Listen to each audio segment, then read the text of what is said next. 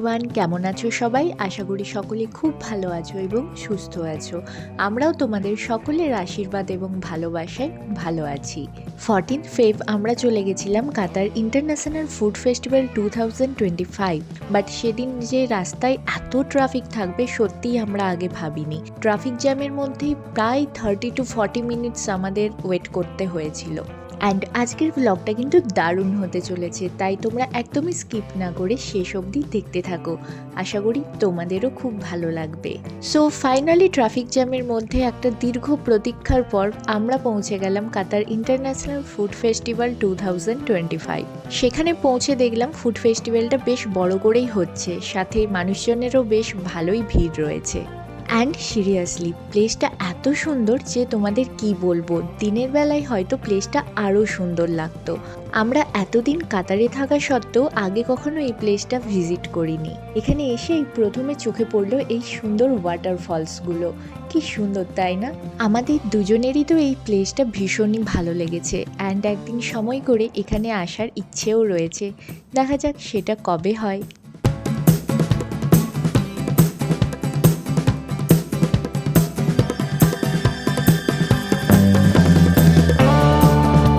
So finally আমরা পৌঁছে গেলাম ফুড ফেস্টিভ্যালে, অ্যান্ড এখানে পৌঁছে দেখলাম কাতার সহ আরও অন্যান্য দেশেরও ফুড স্টল রয়েছে, এমনকি আমাদের ইন্ডিয়ারও ফুড স্টল রয়েছে, যেটা দেখে স্বাভাবিক প্রত্যেক ইন্ডিয়ানেরই খুব ভালো লাগবে।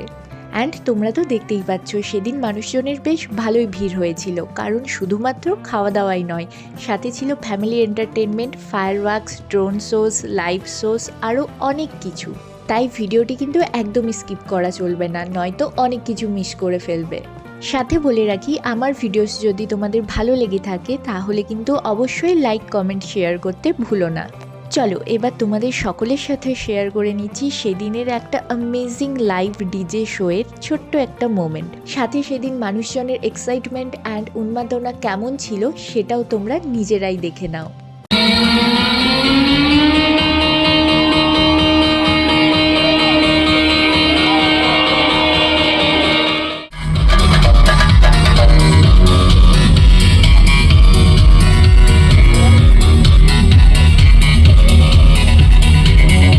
সো তোমাদের কেমন লাগলো জানাতে ভুলো না। অ্যান্ড আমাদের দুজনের তো ভীষণই ভালো লেগেছে, আমরা দারুণ এনজয় করেছি। এই দিনটা সত্যি আমাদের দুজনের কাছেই একটা মেমোরেবল ডে।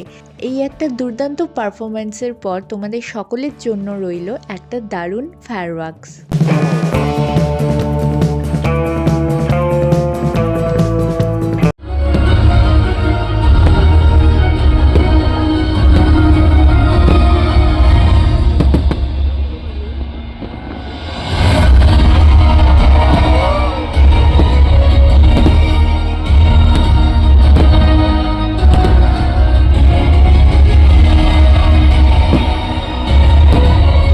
ফায়ারওয়ার্কস শেষ হওয়ার পরেই তোমাদের যেমনটা বলছিলাম ড্রোন শোয়েরও ব্যবস্থা ছিল।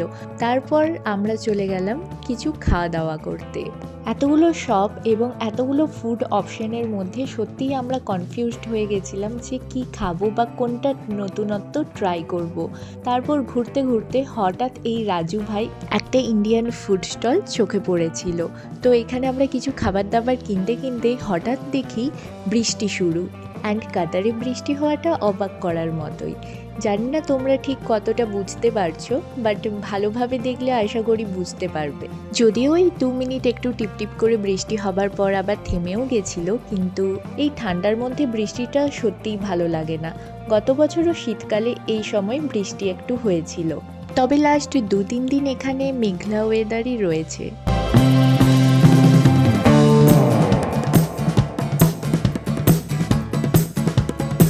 এনিওয়ে, স্ন্যাক্স খাবার পর আমরা এখানেই কিছুটা টাইম স্পেন্ড করেছিলাম, কারণ খোলা আকাশের নিচের জায়গাটা খুব সুন্দর লাগছিল। এখানে বাচ্চাদের জন্য এরকম ছোট ছোট টয়েস শপও ছিল, অ্যান্ড এইভাবে টপে ডিনারের অ্যারেঞ্জও করা হয়েছিল। সো ভিডিওটি আমি এখানেই শেষ করছি। ভালো লেগে থাকলে লাইক, কমেন্ট, শেয়ার অ্যান্ড চ্যানেলটি সাবস্ক্রাইব করতে ভুলো না।